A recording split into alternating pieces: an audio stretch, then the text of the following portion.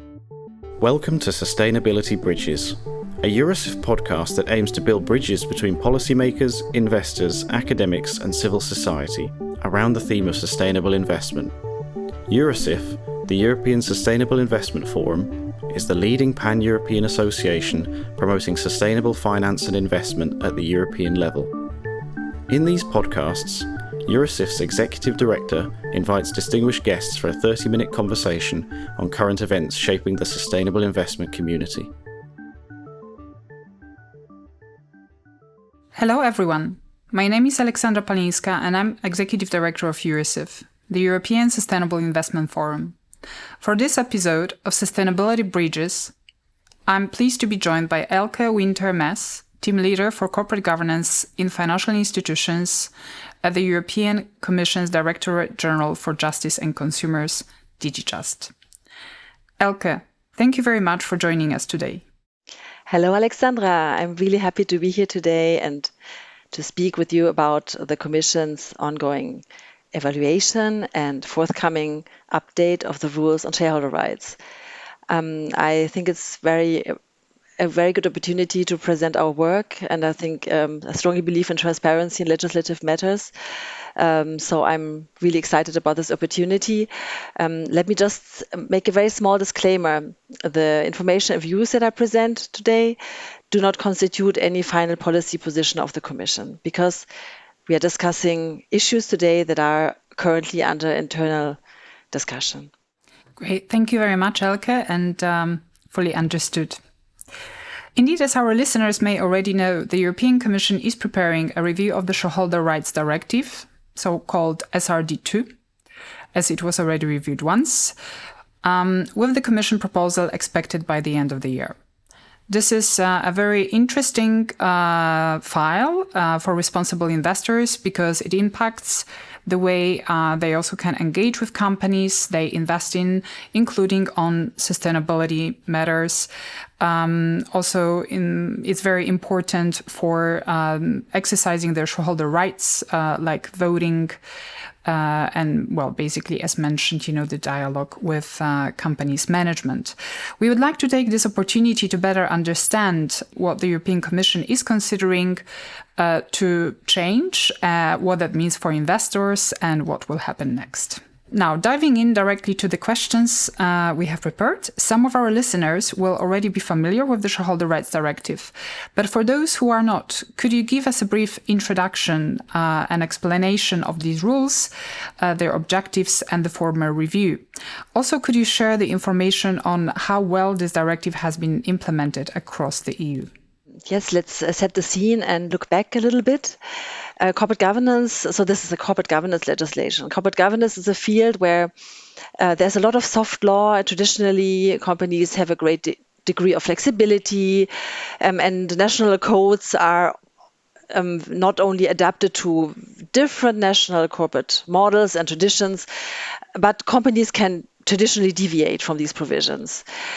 Now, the policy objective originally, that was the source of this in the Shareholder Rights Directive, was the objective to invigorate shareholders of EU-listed companies by providing them with valuable powers.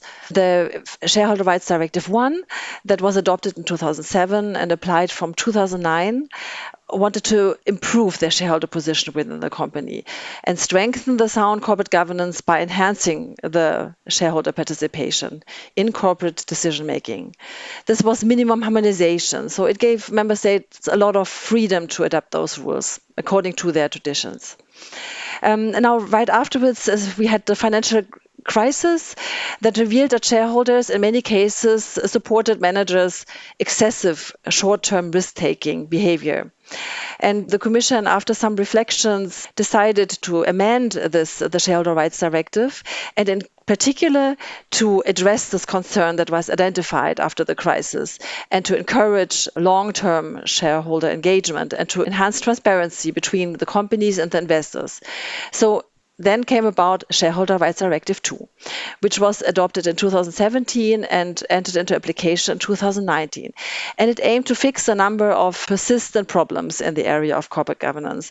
And the aim was to improve shareholder engagement, to So institutional investors and asset managers must publish a policy on shareholder engagement or explain why they choose not to do it. The SRD II, the Shareholder Rights Directive II, also includes provisions on, say, on directors' pay. So shareholders must have the right to vote on director policy at least every 4 years. There's also another chapter that on the facilitation of shareholder rights to make it easier for shareholders that reside in a different member state to participate in general meetings and vote.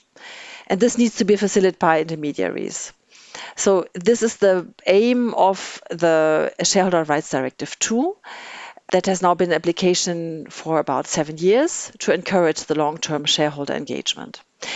Now, coming to your question on the implementation across the EU. So the EU Commission, as in all cases when after a directive has entered into application, does transposition checks for all member states. And those transposition checks show that generally the shareholder rights directives have been implemented well. However, there is a certain lack of supervision that we have detected. And also stakeholder feedback tells us that there are some issues with the transmission of the provisions on transmission of information. So there are a couple of implementation issues that merit to be taken a closer look at. Thank you so much, Elke. That's a very helpful background. And maybe just, I would say now, responding to what you shared with us, would you say that the last review has been successful and effective? In a sense, would you say that the new rules have really remedied, I would say, the problems that it was aiming to tackle?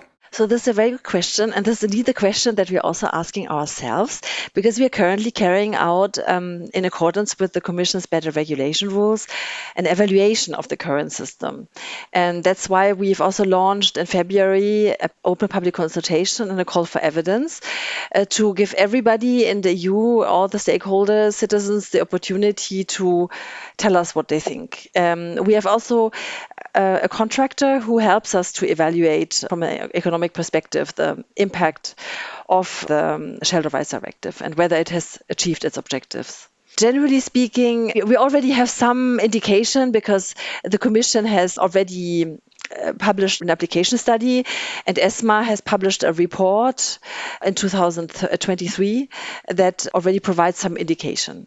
So I think it's a mixed bag, but more on the positive side. Okay, that's very helpful to know. So yes, could you maybe share with us a little bit further, like what are also the type of the questions you're asking in the consultations? And yes, what are the areas, in a way, of your main concern that you think maybe the objectives have not been reached yet? So our consultation looks at everything. The consultation has a backward-looking aspect.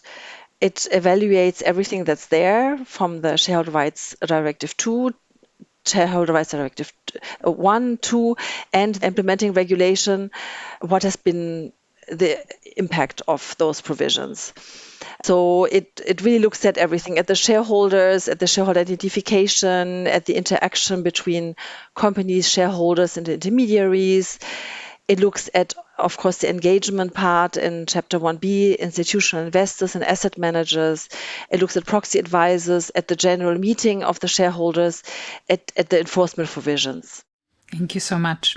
Many of our listeners are responsible investors who engage with companies they invest in and vote at their AGM, so exercise their shareholder rights, aiming to support companies' transition and, to become more sustainable. Engagement is considered an important investor tool, also underlying many funds, especially those focused on supporting the transition. How could Shareholder Rights Directive be amended to facilitate investor engagement, and what are the questions in the consultation related to that? So as I said, the consultation looks at everything that exists in the SRD. But maybe let me take one short step back and again set the scene for this review. This review is in the context, so we plan to revise the Shareholder Rights Directive because First of all, there are review clauses in the SRD II to analyze the implementation of certain provisions. And there have been reports by the ESMA, by the ECB, by the Eurogroup, and feedback from many private stakeholders that say that we need to revise these provisions.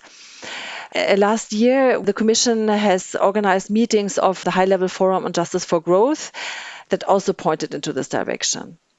But it's important to see the policy context in which this initiative has been included in the Commission work program for this year. Our political mandate is clearly to have a targeted revision. It has a strong simplification dimension. This is also stressed in the Commission work program. And because this revision is included in the Savings and Investment Union communication, it also has a very strong single market focus. The focus is to remove barrier to market integration, to make capital markets work more effectively in the EU. And I think in this context, we have to see what this initiative can do to facilitate investor engagement. And I can give a few examples what stakeholders are telling us and what we are currently assessing in detail. We, for example, see that there's often still a lack of automated processes. So the information about general meetings and voting decisions does not move smoothly through the chain. This takes a lot of time. It is a lot of burden for all parties concerned, for the companies, for the shareholders, institutional and retail, and also for the intermediaries. There are tight and fragmented deadlines for general meetings, for AGMs, that have the result that shareholders cannot prepare in a meaningful way for their general meetings. There are many national paper-based form requirements that make it very difficult to engage for shareholders because they can't vote on time. They don't have, again, it will make the timing very difficult. It is expensive and charges are intransparent. The chains of intermediaries are very long. Information gets lost. And we've also seen a lack of possibilities in some member states for online attendance at general meetings. There are issues with enforcement that we've seen of the existing rules. So those are just a few topics that we are looking into very much in detail right now that we could improve to facilitate the engagement of shareholders. Great. Thank you so much for sharing this, Elke. That's very helpful. And indeed, in my past professional capacity, I was working actually on the formal review of the Shareholder Rights Directive and including on these so-called plumbing issues within the investment chain. And indeed, there have been so many challenges around that and even cases, especially in cross-border situations whereby some investors, despite actually having done whatever needed to be done in terms of administration and submitting all the necessary documentation within the deadlines. I mean, they were still not admitted actually to attend the general meeting of a company or indeed, to vote. Or somehow, votes getting lost, right? Hence the importance of also having a vote confirmation. So in a way, it's a pity to see that I think the last review has not really addressed sufficiently actually those issues, and indeed let's take this opportunity to improve that, especially that I think within those 7 years actually so much also we've seen so much technological advancements, right? And one would think that in this day and age, basically also with the AI and everything at our disposal, I mean, it should be hopefully much more straightforward and so that we can avoid, I would say, many issues there. From this perspective, if I might tempt you with an additional question, would you think that the harmonization of the definition of the shareholder would help?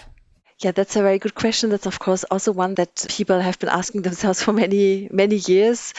As you surely know, this is also has been one action point in the CMU action plan of DG FISMA That is still a deliverable that's outstanding. But of course, on the other hand, the member states have very long company law, corporate governance traditions, and the notion of shareholder is really perceived as something that's very deeply enshrined in national company law.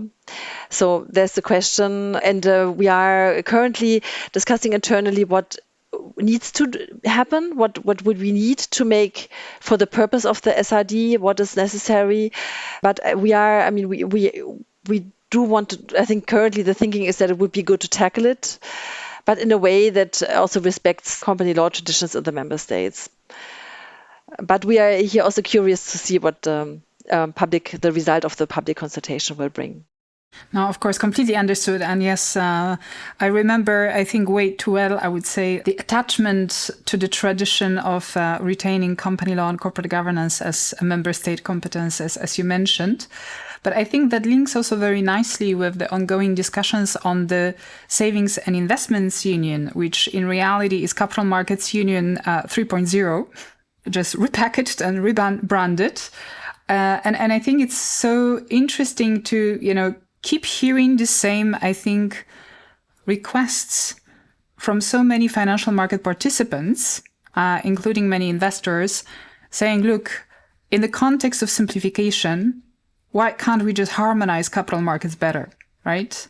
To kind of remove the existing barriers to investments, but indeed also in this case, to shareholder engagement, to participation actually in the meetings of companies in other countries. So in a way, I think here I feel sometimes we're just trying to have a cake and eat a cake, right? Well, sometimes actually the simplest solution would be just to say, okay, fine. Well, in the spirit and objective of harmonizing capital markets, well, we need to actually harmonize certain definitions as well, which in this particular case, hopefully it would also enable more transparency within the investment chain and, often more direct, maybe interactions between companies and their shareholders, which hopefully would also address some of the issues experienced with regards to late documentation or notification of the attendance and casting of the votes. So definitely, we are also very keen to hear and to see what's going to be the result of the consultation and next steps connected to that. Maybe just coming back for a second to the shareholder engagement, and I think you already very kindly provided us with some, I would say, political context around that. But if I may still to ask a more direct question, do you think there is a chance, or at least, some thinking around the creation of an EU stewardship code, which, by the way, was something that was proposed by ESMA, the European Securities and Markets Authority, I believe more than a year ago, and whether maybe that could be also a way, well, interestingly enough, to actually simplify certain things, because maybe just to explain, I understand some investors and some investor organizations are actually interested in that and seeing it as something that could be useful for them because, well, quite a lot of investors are already, well, yes, having, and anyway, the Shareholder Rights Directive obviously even requires, right, having the engagement policy and to be transparent about it. But of course, the challenge for European investors or those investors quite present in Europe is which stewardship code do you sign up to? Of course, there is a UK stewardship code that still a lot of investors also from other countries and international ones are using. There are some, indeed, codes created by private initiatives or organizations. But in a way, I think for many years, it has been felt there is a little bit of a gap, right? Something that could be completely voluntary, but still offering a possibility to opt into a code that would be better responding to European capital markets and European context. So could you share maybe any of your and or the Commission's thinking around that? Yes. So first of all, a few points on this. The current provisions in the Shareholder Rights Directive on shareholder engagement, they are strongly inspired by the UK Stewardship Code. So I think there is already an element in the SRD II as it stands. The public consultation has includes a question on this topic as well. So we are asking stakeholders for this element. But let me also say that, as I mentioned before, our political mandate is really strongly targeted at simplification. It is an initiative with a strong simplification dimension. And whilst indeed we've spoken to many stakeholders, and some of them have told us that they consider a stewardship code to be, making their life simpler. It remains to be seen whether this is part of what we can do what we'll do in this initiative. Because again, we are anchored in the Savings Investment Union and have also the political mandate to have a targeted review that focuses on streamlining, simplifying, digitalizing.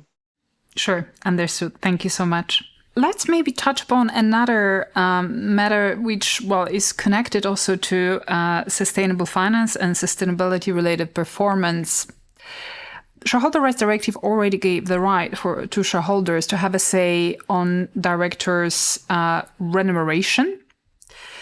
And there are also certain links with, the basically ESG sustainability performance of companies to it. The directive already explains that in the context of companies' remuneration, both financial and non-financial aspects should be considered. And I understand in general is encouraging actually more transparency also in the context of directors' variable remuneration and, basically their KPIs on the basis of which they are assessed. Would you say that the current rules sufficiently capture sustainability-related dimension of corporate performance and, the links with directors' remuneration? Yes, I believe so. The directive already clearly requires that remuneration is linked to sustainability criteria. And here, for example, Article 9A(6) spells out that the remuneration policy has to contribute to the company's business strategy and long-term interests and sustainability. And also where bonuses are rewarded, so a variable remuneration, the remuneration policy has to set clear criteria for the award and indicate both the financial and financial performance criteria. So including corporate social responsibility. And also let me mention here that recital 29 of the Shareholder Rights Directive also clarifies that the remuneration policy should contribute to the business strategy, long-term interests, and sustainability of the company, and not be linked entirely or mainly to short-term objectives. So this was the objective of the Shareholder Rights Directive too. And this is something that we are evaluating right now. I mean, so far, because as I mentioned before, the Commission carries out transposition checks to see how the member states have implemented these rules.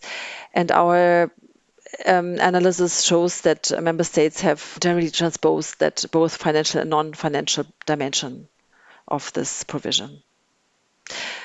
So when it comes to the question whether we should reinforce this provision, I think we have to wait for the outcome of the public consultation.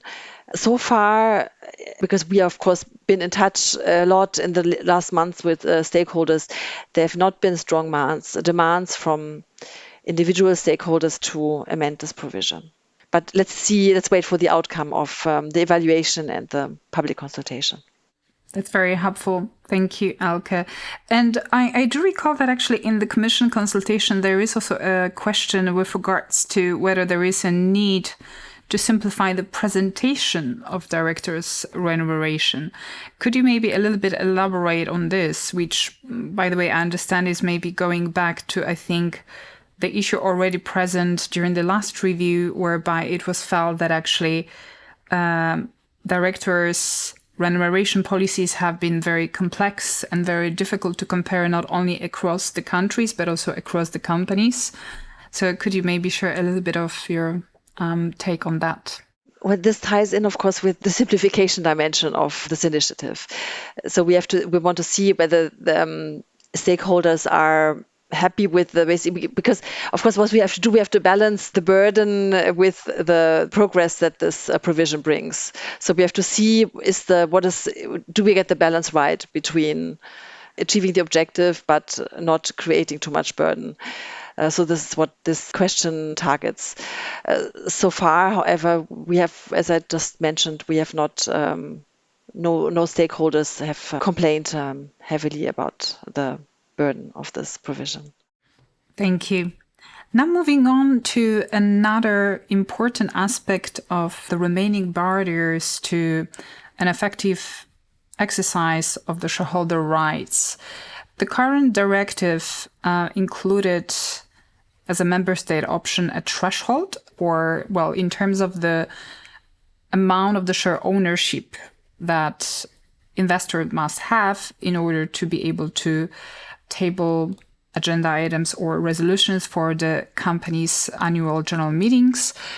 This is with the threshold can be up to 5% of the company shares, total shares, which, well, can be actually quite, I would say, a high threshold, especially in case of companies with very dispersed share ownership.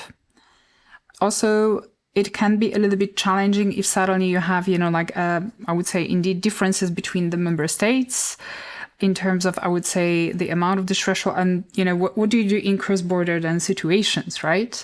So could you maybe tell us a little bit more about that and whether the Commission is maybe considering to abolish this threshold or maybe to harmonize this threshold in some way? And if yes, how?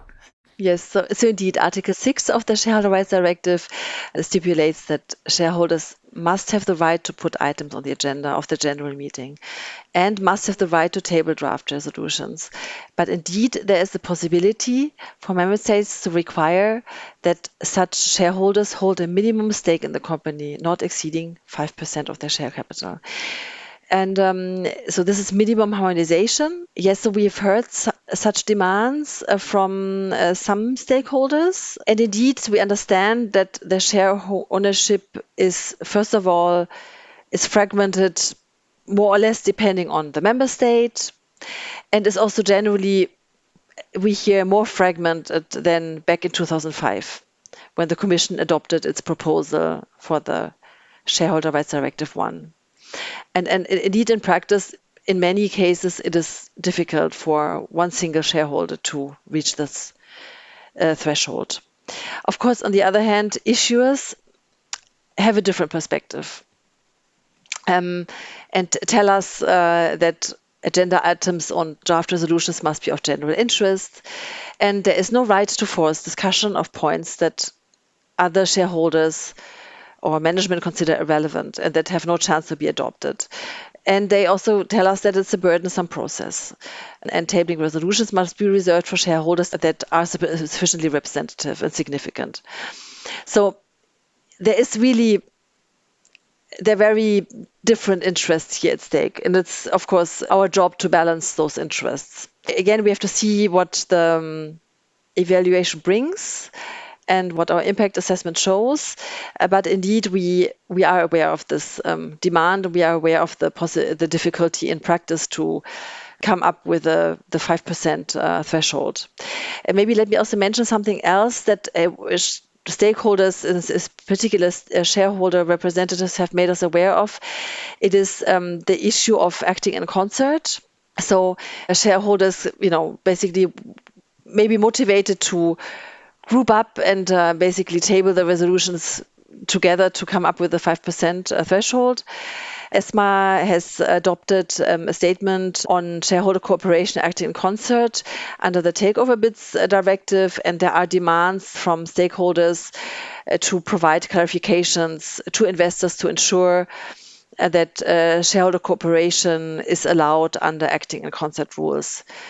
And so this is also something that we have noted and that we are discussing internally. That's very interesting to know because indeed this is also one of the areas we have pointed out as area of concern and indeed often preventing actually effective shareholder engagement.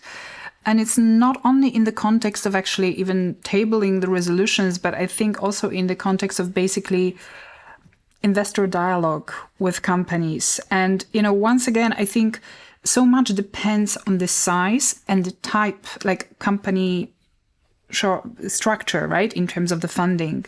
Because, of course, if we have a fairly small company with just, 2-3 shareholders, of course, that's a completely different story.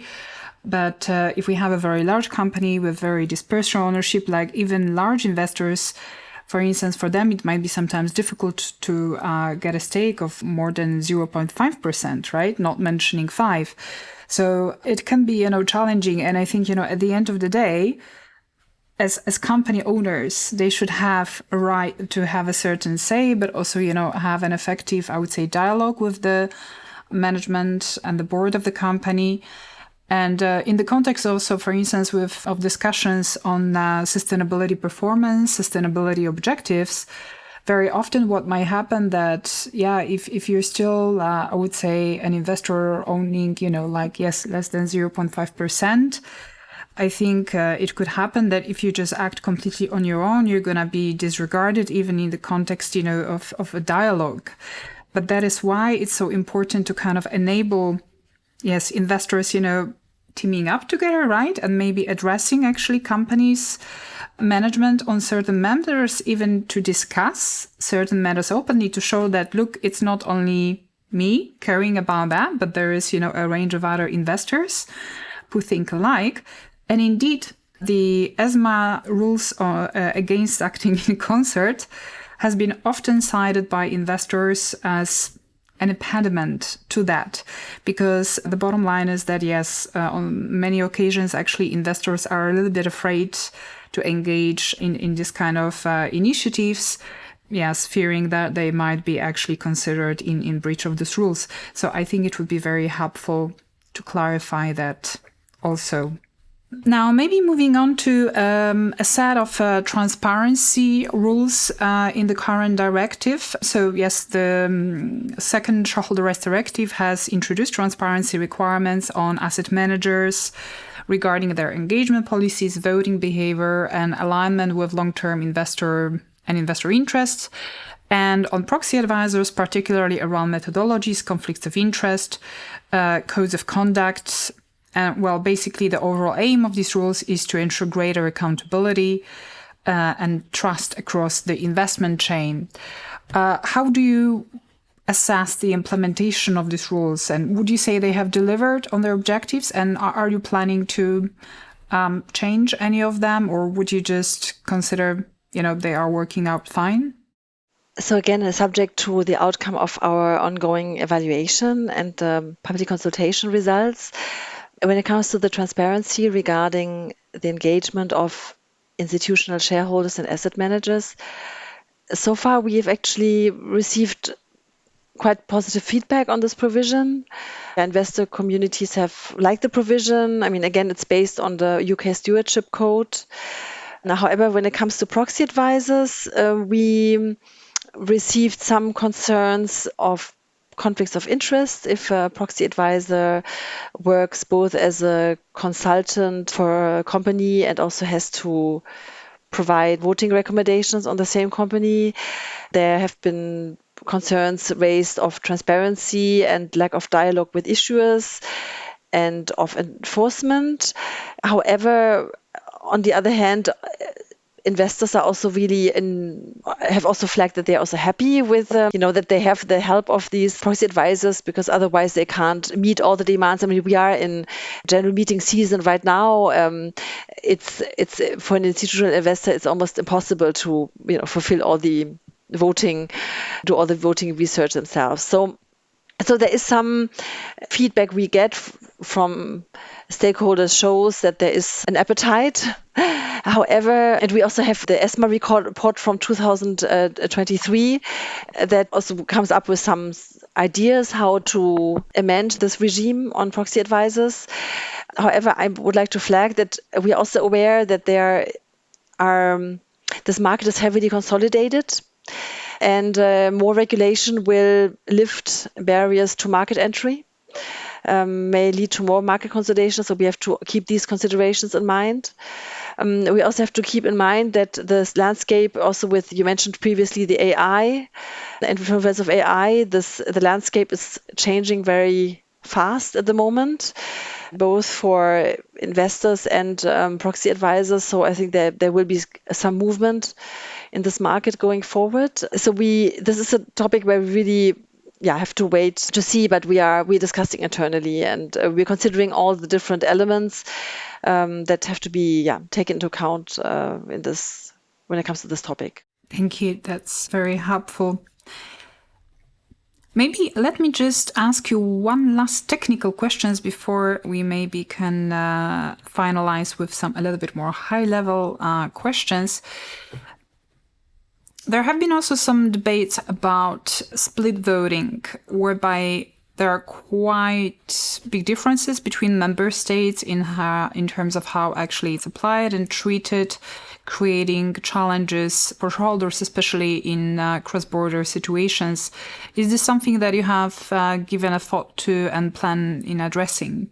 Yes, so split voting is indeed, so some member states do not allow split voting, which is in practice an issue for bigger investors who are asset managers who are basically would like to, get voting instructions, and they are supposed to vote in one way for one shareholder and another way for another shareholder. And if they're not allowed to do so, their votes will be declared void, or they can't exercise this fundamental right, shareholder right. So we are fully aware of this problem, and which is of course aggravated for an institutional investor that is active across the EU, because different rules apply depending on where a company is registered. So this is indeed an issue that has been flagged by many stakeholders, and that we have on our agenda. Thank you. The consultation discusses questions around how to promote more longer-term outlook in capital markets. Could you elaborate on this further? Indeed. So the open public consultation asks whether certain provisions of the SRD II have promoted the long-termism, long-term outlook. This is part of our evaluation. So we have to, as part of the evaluation, we have, based on our better regulation rules, 5 criteria. We have to look at relevance of the existing legislation, its effectiveness, its coherence, its efficiency, and the EU added value. So when we look at the effectiveness, we have to ask ourselves, when we evaluate existing legislation, whether the policy has achieved its objective. And given that the objective of SRD II is to promote the long-term shareholder engagement, we are asking all stakeholders now whether this has been achieved. So that's why where basically, especially for these provisions with respect to the provisions that are focused on enhancing the long-term financing and increasing the level of engagement of asset owners and asset managers, there we really want to know whether this objective has been achieved. And could you shed some light on the feedback you have received so far, or also delivered by, the studies that have been performed so far? So the studies performed so far have focused not on. So if you want to focus on these engagement policy provisions in Chapter 1B, the studies so far have not looked at this. So we have the application study that was published in 2025 in February, that was available on the Commission website, and we have the report of ESMA. They do not focus on this aspect of the Shareholder Rights Directive. So here we really have to wait for the outcome of the public consultation. And I don't have a clear overview yet of the responses. There's still 1.5 weeks to go. Yeah. Understood. The last review has given companies the right to identify their shareholders. How do you assess this provision's application among the member states, and what is your thinking around that going forward? So yes, this provision on shareholder identification is, of course, let's be clear, not directly targeted at enhancing shareholder rights. It is something that the issuers are interested to know who is investing in their company. This provision is of course there. It's also subject to evaluation. Stakeholders raise different concerns in this respect. One is, of course, the definition of shareholder. Who will be identified? Will it be the nominee shareholder or will it be the beneficial owner? This differs depending on the member state, which causes problems for the company. Because they don't know who will be identified. There are also demands to remove. There is an optional threshold for the shareholder identification of 0.5%. Some stakeholders ask for the removal of the shareholder threshold because it does not allow the identification of all shareholders. Others say this is not a good idea because of some shareholders may want to remain anonymous. So again, something to balance and something to decide. And there are also the same issue with the transmission of information. There is a problem with messaging standards that not the same standards are used across the chain of intermediaries. Because of course, when the issuer launches the request to identify shareholders, this is passed through down the chain of intermediaries. And another issue are the costs that are actually uncontrollable for companies because they don't know when they launch this request through how many chains this will go and how many shareholders will have to be identified. So there's also the question of the costs for the company to use this tool. So all those are topics we are discussing internally.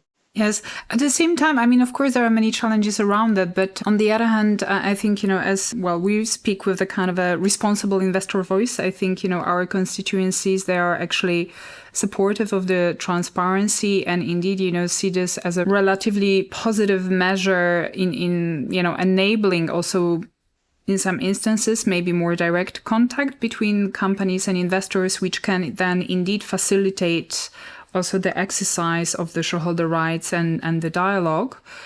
On the other hand, of course, I think one question is for companies to have the right to identify the shareholders. But then, well, if we speak about the costs, of course, it's then up to them whether they act on it, right?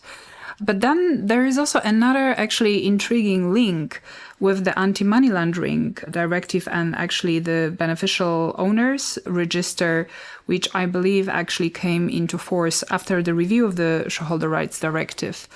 And I understand that in this context, actually, well, companies even have an obligation to even disclose publicly information on their shareholders.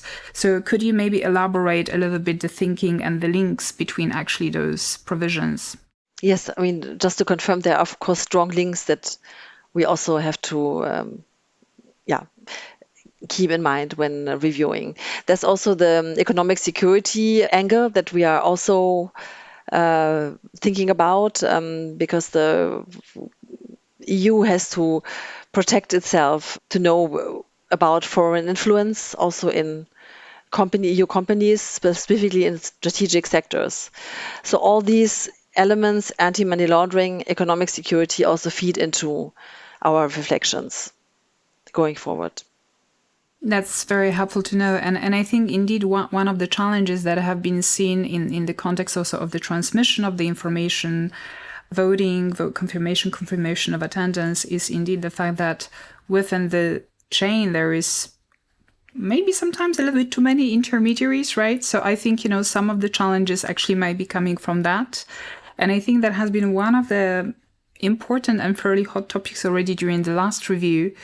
While, of course, one might want to, leave certain things to the markets, but I think at the same time, it might be worthwhile looking at how maybe simplifying the intermediary chains could also facilitate a better, actually, I would say, a smoother process and better communication between companies and their investors. I agree. So I think direct company shareholder communication, especially when it comes to retail investors, I think for them, using all the standards, using basically these platforms that institutional investors use a lot is more difficult. So we are, of course, also thinking about to what extent we can enable this direct contact and cut this chain where possible. That's very helpful.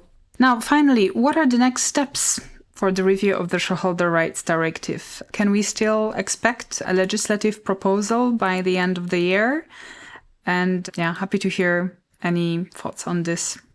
Yes. So the next step is that on 6th May, our public consultation on our call for evidence will close. So this is, in little time. So if this podcast is published before that, please contribute. We need everybody's feedback. And once this is closed, we will, of course, thoroughly analyze all the submissions and draw conclusions. Together with the help of our contractor, we will start mapping out the evaluation results and start to work on the impact assessment over the summer. We will, of course, also have to, like all EU legislation, pass the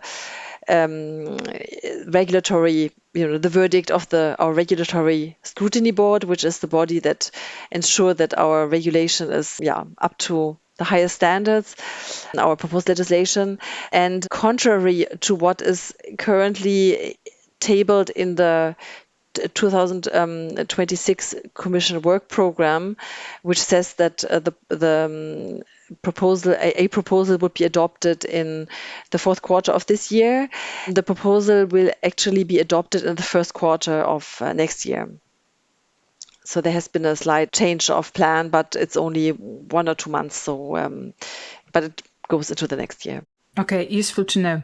And indeed, on our side, we are also working right now quite intensely to finalize our response to the consultation. So also hoping that we can have another discussion in the coming weeks and months, also sharing our proposals.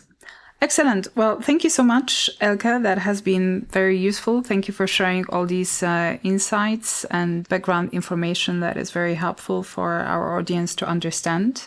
And yes, wishing you also good luck with analyzing all of the responses, which I'm sure will be numerous.